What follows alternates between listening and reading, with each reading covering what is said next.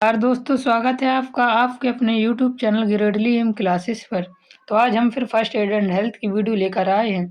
जो छात्र छात्राएं बीए बीएससी बीकॉम के सेकंड सेमेस्टर पर हैं, उनके लिए वीडियो मोस्ट इम्पोर्टेंट होने वाला है। आप किसी भी सेमेस्टर पर हों, लेकिन यदि आपका subject first aid and health है तो आपके लिए ये वीडियो मोस्ट इम्पोर्टेंट होने वाला है। इस पर हम 50 MCQ करवाएंगे। जैसा कि आप सभी जानते हैं, 500 MCQ की सीरीज चल रही है, जिसके 400 प्रश्न हम कर चुके हैं। इस वीडियो पर हम 50 प्रश्न और करेंगे और हमारा पार्ट 10 आखिरी पार्ट होगा, जिसके बाद आपको कहीं और से पढ़ने की ज़रूरत नहीं पड़ेगी, क्योंकि हमने मोस्ट रिपीटेड और मोस्ट इम्पोर्टेंट PYQ लिए हुए हैं। तो एग्ज़ाम क्रैक यदि करना है तो आपको ये MCQ पढ़ने ही होंगे। तो यदि चैनल पर नए हैं तो चैनल को सब्सक्राइब कर लीजिए और बेल आइकन दबा लीजिए, जिससे कि आपको हमारे नए वीडियो का नोटिफिकेशन सबसे पहले मिलेगा। यदि आप इसका PDF चाहते हैं तो मैं वीडियो के अंत में बताऊंगा आपको PDF कहाँ से और कैसे मिलेगा। तो वीडियो के अंत तक बने रहें यदि आप 100% स्कोर करना चाहते हैं। चलिए बिना देरी किए अपने प्रश्नों की ओर बढ़ते हैं। हमारा पहला प्रश्न दिया हुआ, प्राथमिक चिकित्सा देने से पहले सबसे आवश्यक क्या है? तो प्राथमिक चिकित्सा देने से पहले सबसे आवश्यक है कि स्थिति का आकलन करें कि व्यक्ति की स्थिति कैसी है। उपचार शुरू करने से पहले घटना स्थल और घायल की स्थिति का आकलन करना सबसे ज़रूरी होता है, ताकि बचावकर्ता खुद सुरक्षित रहे। अगला प्रश्न हम देखते हैं, घायल व्यक्ति को शांत रखने का मुख्य उद्देश्य क्या है? तो घायल व्यक्ति को शांत रखने का मुख्य उद्देश्य है घबराहट कम करना। घायल व्यक्ति को घबराहट होती है, उसे शांत रखने से घबराहट कम होगी। घबराहट कम करने से हृदय की गति नियंत्रित रहती है और सदमे से कम खतरा हो जाता है। अगला प्रश्न देखते हैं। अगला प्रश्न हमारा दिया, गंभीर रक्तस्राव में सबसे पहले किसे प्राथमिकता दी जाती है? घाव धोना, दवा देना, रक्तस्राव रोकना या अस्पताल ले जाना? तो इसका सही आंसर है रक्तस्राव रोकना। गंभीर रक्तस्राव में सबसे पहले रक्तस्राव रोकने की व्यवस्था की जाती है, क्योंकि अत्यधिक खून बहने से जानलेवा हो सकता है। इसके लिए सबसे पहले घाव पर सीधा प्रेशर डालें, जिससे कि रक्त रुक जाए। अगला प्रश्न हमारा देखिए, दिया हुआ है, दम घुटने की स्थिति में शिशु के लिए उपयुक्त उपाय है। तो दम घुटने की स्थिति में शिशु के लिए उसकी पीठ थपथपानी चाहिए। 1 साल की कम उम्र के शिशुओं के लिए बैक ब्लोस यानी पीठ थपथपाना और चेस्ट थ्रस्ट का उपयोग किया जाता है। अगला प्रश्न हम देखते हैं, प्राथमिक सहायता के राइस में आर का क्या अर्थ है? तो प्राथमिक सहायता के राइस में आर का अर्थ है रेस्ट। आर का अर्थ रेस्ट हुआ, आई का अर्थ होता है आइस बर्फ, सी का अर्थ होता है कंप्रेशन दबाव और ई का अर्थ होता है एलिवेशन यानी ऊंचाई। हमने आपके चारों के अर्थ बता दिए। अगला प्रश्न हमारा दिया हुआ है, मोच आने पर किसका प्रयोग नहीं करना चाहिए? तो मोच आने पर कड़ा मसाज यानी मोच के स्थान पर मसाज नहीं करनी चाहिए। अगला प्रश्न हमारा दिया, जलने पर फफोले फूटने चाहिए या नहीं?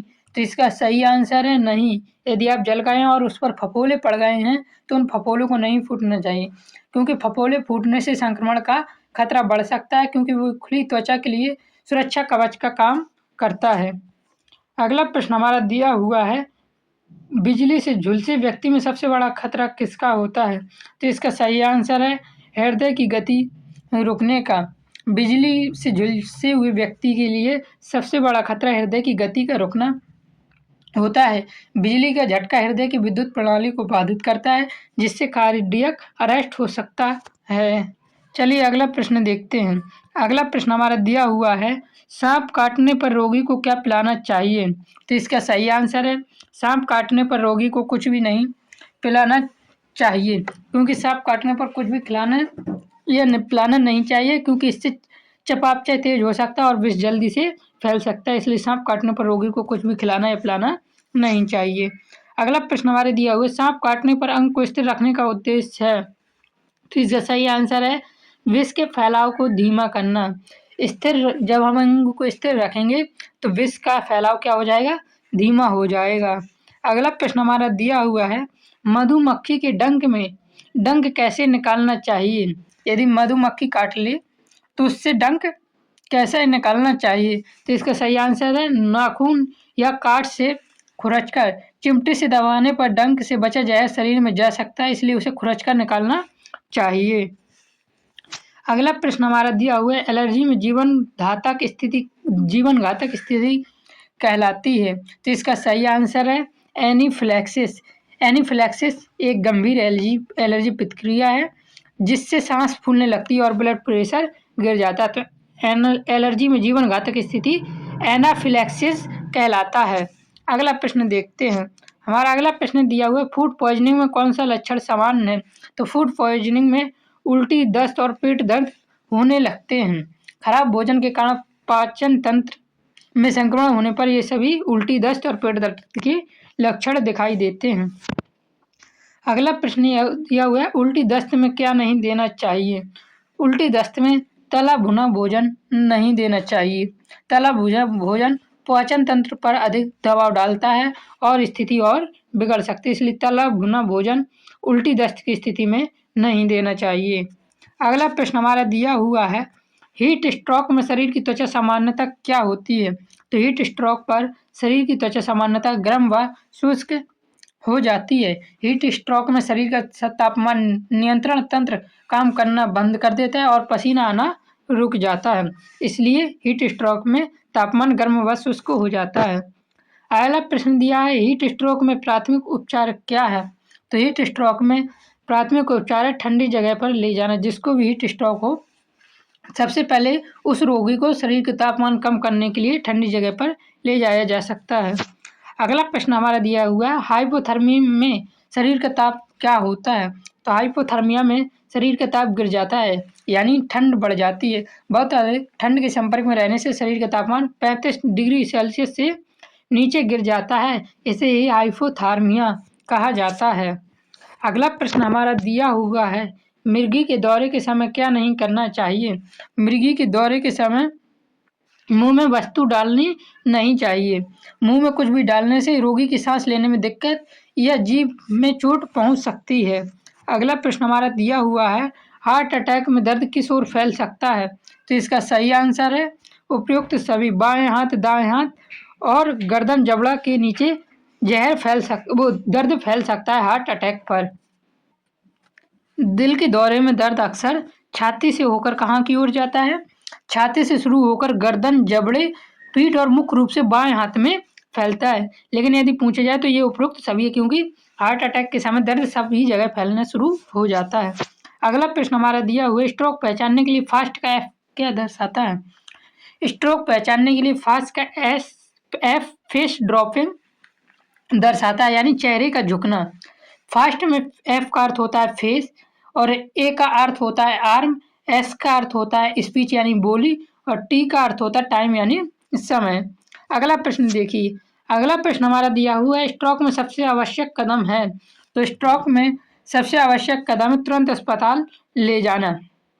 घर पर आराम नहीं करना चाहिए, अस्पताल जाना चाहिए। दर्दनाशक देना इतना सही नहीं होता, ना ही पानी पिलाना चाहिए, क्योंकि दर्द थोड़ी होता है जो हम दर्दनाशक देते हैं। स्ट्रोक में सबसे पहले तुरंत अस्पताल ले जाना चाहिए। स्ट्रोक में इलाज में समय बहुत कीमती है, जितनी जल्दी उपचार मिलेगा मस्तिष्क की कोशिकाएं उतनी ही कम मरेंगी। अगला प्रश्न हमारा दिया हुआ है, सीपीआर में छाती दबाने की सही जगह है? तो इसका सही आंसर है छाती के मध्य में। सीपीआर में छाती के मध्य में छाती दबानी चाहिए। स्टर्म के निचले आधे हिस्से पर दबाव डाला जाता है। अगला प्रश्न हमारा दिया हुआ है, वयस्क में सीपीआर की गहराई लगभग होती है? तो वयस्क में सीपीआर की गहराई लगभग 5 से 6 सेंटीमीटर होती है। प्रभावी पंपिंग के लिए छाती को लगभग 2 से 2.4 इंच के आसपास यानी 5 से 6 सेंटीमीटर के आसपास दबाया जाता है। अगला प्रश्न हमारा दिया हुआ है, शिशु में सीपीआर करते समय दबाव किससे दिया जाता है? तो शिशु में सीपीआर करते समय दबाव 2 उंगलियों से दिया जाता है, क्योंकि शिशु की हड्डी कोमल होती है, इसलिए केवल 2 उंगलियों का दबाव उपयोग किया जाता है। अगला प्रश्न हमारा देखिए दिया हुआ है, बेहोश व्यक्ति की श्वसन जांच कैसे करें? तो बेहोश व्यक्ति की श्वसन जांच छाती की गति देखकर की जाती है। देखो, सुनो और महसूस करो, यानी लुक, लिसन और फील पद्धति में छाती का उठना गिरना देखा जाता है। अगला प्रश्न हम देखते हैं, नक्सीर में नाक दबाने का समय होता है? नोज ब्लीड में नाक दबाने का क्या समय होता है? तो इसका सही आंसर है 5 से 10 मिनट। नाक के नरम हिस्से को कम से कम 5 से 10 मिनट तक लगातार दबाकर रखने से खून जम होता है। अगला प्रश्न हमारा दिया हुआ है, आँख में रसायन चले जाने पर क्या करना चाहिए? आँख में रसायन चले जाने पर उसे तुरंत पानी से धोना चाहिए। रसायन यानी केमिकल को निकालने के लिए कम से कम 20 मिनट तक पानी से बेहद साफ आँखों को करना चाहिए। अगला प्रश्न हमारा दिया, आँख में कण पड़ने पर क्या नहीं करना चाहिए? आँख में कम कण पड़ने पर आँख को रगड़ना नहीं चाहिए। रगड़ने से कण कॉर्निया पर खरोंच या स्क्रोच कर सकता है। अगला प्रश्न हमारा दिया हुआ है, कान में कीड़ा चला जाए तो क्या करें? तो इसका सही आंसर है, कान में कीड़ा चला जाए तो तेल या ग्लिसरीन डालना चाहिए। तेल डालने से कीड़ा दम घुटने से मर जाता है और तैर कर क्या हो जाएगा? बाहर आ जाएगा। अगला प्रश्न हमारा दिया हुआ है, कान से खून आने पर क्या करना चाहिए? तो कान से खून आने पर कान ढककर डॉक्टर को दिखाना चाहिए। अगला प्रश्न हमारा दिया हुआ है, नाक में वस्तु फंसने पर क्या करना चाहिए? नाक पर वस्तु फंसने पर सीधे डॉक्टर को दिखाना चाहिए, घर पर कोई प्रयोग नहीं करना चाहिए। अगला प्रश्न हमारा दिया हुआ, दांत टूटने पर दांत का क्या करना चाहिए? तो इसका सही आंसर है, दांत टूटने पर दांत को दूध या सेलाइन में रखना चाहिए। अगला प्रश्न दिया हुआ है, बेहोशी में सबसे पहले किसे सुनिश्चित करें? तो इसका सही आंसर है, बेहोशी में सबसे पहले वायु मार्ग खुला होना चाहिए। अगला प्रश्न देखते हैं। अगला प्रश्न हमारा दिया हुआ, प्राथमिक चिकित्सा में ABC का अर्थ है, यानी ABC में C का अर्थ क्या है? मैं आपको कई बार बता चुका हूँ। C का अर्थ होता है सर्कुलेशन, A का अर्थ होता है एयरवे, B का अर्थ होता है ब्रीदिंग। अगला प्रश्न देखते हैं। अगला प्रश्न हमारा दिया हुआ, सड़क दुर्घटना में गर्दन को क्यों स्थिर रखा जाता है? तो सड़क दुर्घटना में गर्दन को रीढ़ की चोट से बचाने के लिए सीधा या स्थिर रखा जाता है। अगला प्रश्न हमारा दिया हुआ है, रीढ़ की चोट का संकेत हो सकता है। यदि रीढ़ पर चोट लगी है तो इसकी क्या क्या संकेत हो सकता है? सुन्नता आ जाती है, कमजोरी होती है और बहुत तेज दर्द होता है यदि रीढ़ पर चोट लगी हो तो। अगला प्रश्न देखते हैं। अगला प्रश्न हमारा दिया हुआ, प्राथमिक सहायता देते समय दस्ताने पहनने का कारण क्या है? तो इसका सही आंसर है, संक्रमण से सुरक्षा के लिए प्राथमिक सहायता देते समय दस्ताने पहनने चाहिए। अगला प्रश्न दिया हुआ है, हाथ धोने का सही तरीका शामिल करता है। तो इसका सही आंसर है, हाथ धोने का सही तरीका उपयुक्त सभी हथेलियों, उंगलियों के बीच और नाखूनों तीनों को धोना चाहिए। अगला प्रश्न हमारा देखते हैं, सामुदायिक स्वच्छता से क्या लाभ है? सामुदायिक स्वच्छता से रोग कम होते, पर्यावरण स्वच्छ रहता, जीवन स्तर सुधार होता है। अगला प्रश्न देखते हैं, सुरक्षित पेयजल का सबसे सरल घरेलू तरीका क्या है? सुरक्षित पेयजल का सबसे सरल घरेलू तरीका है उबालना, पानी को उबालकर पीना चाहिए। अगला प्रश्न हमारा दिया हुआ है, मच्छरों से बचाव का प्रभावी उपाय क्या है? इसका सही आंसर है, रूह का पानी हटाना चाहिए, मच्छरदानी का उपयोग करना चाहिए और रिपेलेंट का उपयोग करना चाहिए, उपयुक्त सभी। अगला प्रश्न हमारा दिया हुआ है, डेंगू में प्लेटलेट कम होने का कारण क्या है? डेंगू काट लेता है तो प्लेटलेट कम हो जाता है, इसका कारण क्या है? तो इसका कारण है वायरल संक्रमण। डेंगू वायरस बोन मैरो को प्रभावित करता है, जिससे प्लेटलेट का निर्माण क्या हो जाता है? धीमा हो जाता है। अगला प्रश्न हमारा दिया हुआ है, मलेरिया में बुखार का प्रकार होता है। तो मलेरिया के समय यदि आपको मलेरिया है तो बुखार कैसा आएगा? रुक रुक कर आएगा। मलेरिया के बुखार में एक निश्चित अंतराल, जैसे हर 48 से हर 72 घंटे पर कपकपी के साथ क्या आ जाता है? बुखार आ जाता है। अगला प्रश्न हमारा देखिए, टीबी किस अंग को मुख्यतः प्रभावित करती है? तो इसका सही आंसर है, टीबी फेफड़े को प्रभावित करती है। ट्यूबरकुलोसिस मुख्य रूप से फेफड़ों पर हमला करता है, हालांकि यह शरीर के अन्य अंगों में भी हो सकता है। तो इसका सही आंसर है फेफड़ा। टीबी का फुल फॉर्म क्या होता है? टीबी का फुल फॉर्म होता है ट्यूबरकुलोसिस। अगला प्रश्न हमारा देखिए, खांसी 2 सप्ताह से अधिक रहे तो क्या करें? खांसी 2 सप्ताह से अधिक रहे तो डॉक्टर से जांच करवानी चाहिए, कॉमन सेंस का क्वेश्चन है। हमारा अगला प्रश्न दिया हुआ है, HIV संक्रमण का प्रमुख माध्यम नहीं है। तो HIV असुरक्षित यौन संबंध से पहुंच जाता है, संक्रमित सुई से, मां से शिशु से भी पहुंच जाता है। हाथ मिलाना HIV संक्रमण का कोई माध्यम नहीं है। तो यही इसका सही आंसर हो गया। अगला प्रश्न हमारा देखिए, संतुलित आहार में ऊर्जा का मुख्य स्रोत क्या है? तो संतुलित आहार में ऊर्जा का मुख्य स्रोत हमारा कार्बोहाइड्रेट होता है। सबसे पहले ऊर्जा कार्बोहाइड्रेट ही देता है। अगला प्रश्न हमारा दिया हुआ है, प्रोटीन की कमी से कौन सा रोग होता है? तो इसका सही आंसर है क्विशोरकर। बच्चों में प्रोटीन की कमी से क्विशोरकर और मेरस मस जैसे रोग होते हैं।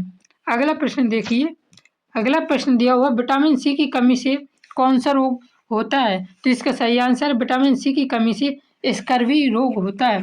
विटामिन सी की कमी से मसूड़ों में खून आना और घाव न भरने जैसे लक्षण दिखाई देते हैं। इसे ही स्कर्वी बोलते हैं। अगला प्रश्न हमारा दिया हुआ है, स्वस्थ जीवन शैली का महत्वपूर्ण घटक है? तो स्वस्थ जीवन शैली का महत्वपूर्ण घटक है नियमित व्यायाम, संतुलित आहार, पर्याप्त नींद। हमें ये तीनों करनी चाहिए। तो आपके हमने ऐसे 450 क्वेश्चन करवा दिए। आपका आखिरी पार्ट यानी 50 क्वेश्चन का लास्ट पार्ट बचा है। यदि आपको इन क्वेश्चन की PDF चाहिए तो आप हमारे YouTube चैनल के बायो पर जाएंगे, वहाँ से आपको हमारे टेलीग्राम का लिंक मिलेगा। टेलीग्राम के लिंक पर जैसे ही आप क्लिक करेंगे तो मुझे मैसेज करने को आएगा। आप मुझे मैसेज कर ₹9 का पेमेंट कर देंगे। जैसे ही आप मुझे ₹9 का पेमेंट करेंगे, आपको मैं एक प्राइवेट ग्रुप से ऐड कर दूंगा, जिस पर हमारे चैनल पर आने वाले सभी वीडियो के सभी PDF मिलेंगे। सिर्फ ₹9 पर आपकी लाइफ टाइम वैलिडिटी होगी। तो जल्दी से जल्दी आप ग्रुप से जुड़ जाएं यदि आप PDF लेना चाहते हैं, क्योंकि इसकी फ़ीस में जल्दी बढ़ाकर ₹100 या ₹99 के आसपास ले जाने वाला हूँ। तो जय हिंद, जय भारत।